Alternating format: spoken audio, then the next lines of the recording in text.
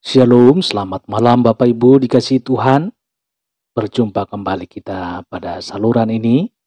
Kiranya cinta kasih Tuhan, pertolongan dan perlindungan Tuhan selalu memberkati Bapak Ibu seluruh para pendengar dimanapun berada. Kita baca kebenaran firman Tuhan, Roma 11 ayat 34. Sebab siapakah yang mengetahui pikiran Tuhan? Atau siapakah yang pernah menjadi penasehatnya? Hidup ini perlu penasehat. Siapakah yang bisa disebut penasehat? Penasehat adalah orang yang bisa kita percaya dan memiliki kemampuan untuk bisa memberi nasihatnya. Nasihat berguna untuk memandu perjalanan hidup kita, saudara. Tidak semua orang bisa menjadi penasehat. Seseorang bisa kita jadikan penasehat jika ia menguasai bidang tertentu dan memiliki pengetahuan yang cukup. Di samping itu, syarat utama untuk menjadi penasehat adalah orang tersebut mempunyai kebijaksanaan yang tinggi. Tuhan sudah menyiapkan penasehat. Renungan kemarin memberitakan bahwa Tuhan sudah menyiapkan penasehat untuk kita, saudara. Bukan penasehat biasa seperti pada umumnya, tapi penasehat ajaib. Dalam Yohanes 11 ayat 2, dalam diri Yesus melekat roh nasihat. Roh Tuhan akan ada padanya, roh hikmat dan pengertian, roh nasihat dan keperkasaan, roh pengenalan dan takut akan Tuhan. Sang Mesias memenuhi syarat sebagai penasehat karena memiliki syarat utama, memiliki roh kebijaksanaan yang berkelimpahan lebih daripada Raja Salomo. Bagaimana dengan penasihat dunia, saudara? Setiap penasehat yang ada di dunia memiliki keterbatasan. Tidak ada orang yang ahli dalam segala bidang. Oleh karena itu, saudara, setiap penasehat membutuhkan seorang penasehat yang lain.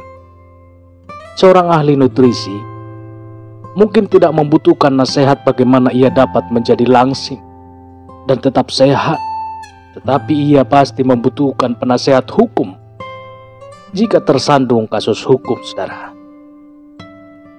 Seorang penasehat hukum pasti membutuhkan penasehat kesehatan dokter pada saat ia terkena penyakit tertentu. Disinilah letak perbedaan semua penasehat yang ada di dalam dunia dengan penasehat kita yang luar biasa, yaitu Yesus, saudara. Perbedaannya adalah Yesus tidak membutuhkan penasehat dari manusia manapun. Roma 11 ayat 34 mencatat, sebab siapakah yang mengetahui pikiran Tuhan? Atau siapakah yang pernah menjadi penasehatnya? Yesus adalah penasehat ajaib. Yesus Kristus adalah ajaib, luar biasa. Semua yang ada padanya patut kita kagumi, saudara. Yesus adalah pribadi yang ajaib, Tuhan sekaligus manusia. Hidupnya di bumi sangatlah ajaib. Ia mengubah air menjadi anggur. Ia menyembuhkan orang buta dan lumpuh.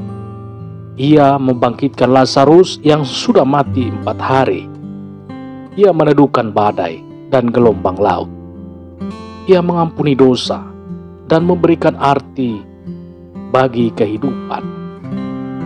Ia mengubah salib menjadi tempat di mana kasih Allah dan dosa kita bertemu. Perkataannya sangat indah dan ajaib. Yesus adalah penasehat ajaib yang satu-satunya bagi manusia. Yesus adalah penasehat terbaik yang tersedia bagi kita.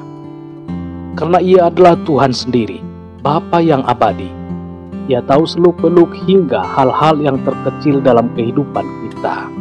Ia memiliki seluruh kebijaksanaan dan kemungkinan untuk menuntun kita. Karena ia pernah menjadi manusia, ia sangat mengerti perasaan kita. Ia mengenal Anda secara utuh, masa lalu Anda bahkan masa depan Anda. Lebih dari itu semua, ia sangat mengasihi, saudara. Anda masih mau mencari penasehat mana lagi? Anda masih mau mencari penasihat mana lagi? Penasehat ajaib tersedia 24 jam penuh bagi saudara. Tidak ada istilah hari libur atau cuti. Tidak perlu bayar alias pro bono. Apa yang bersifat pribadi dan rahasia bagi Anda akan aman dan terjaga. Anda mau minta nasihat apa saja, tidak dibatasi. Bahkan bukan hanya minta nasihat, Anda bisa minta apa saja untuk menolong hidup saudara. Seperti katanya dalam Matius 7 ayat 7, mintalah maka akan diberikan kepadamu, carilah maka kamu akan mendapat, ketoklah maka pintu akan dibukakan bagimu. Jadikan Yesus nasihat pribadi hidup saudara. Jangan sungkan-sungkan ragu. Bergegaslah menghampirinya untuk mendapatkan banyak nasihat.